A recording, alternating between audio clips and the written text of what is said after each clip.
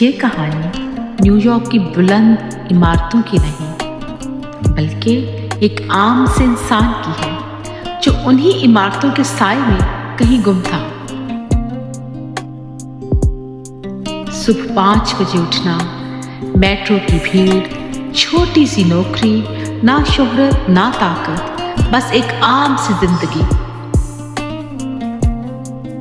مگر اس کے پاس ایک چیز تھی جو اسے خاص بناتی تھی، دوسروں سے ممتاز بناتی تھی،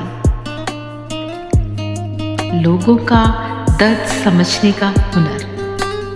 جی ہاں، جہاں گلیاں گندی ہوتی وہ خود صفائی کرتا، جہاں بچے اداس ہوتے وہ ان کی مسکراہٹ بن جاتا، جہاں لوگ امید ہار جاتے وہ امید دے جاتا۔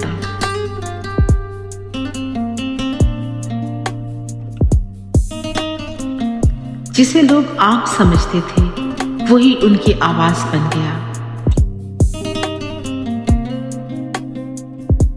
گلیوں کا یہ عام سا شخص نیو یارک کا میئر بن گیا۔ قسمت نہیں، محنت بدلتی ہے۔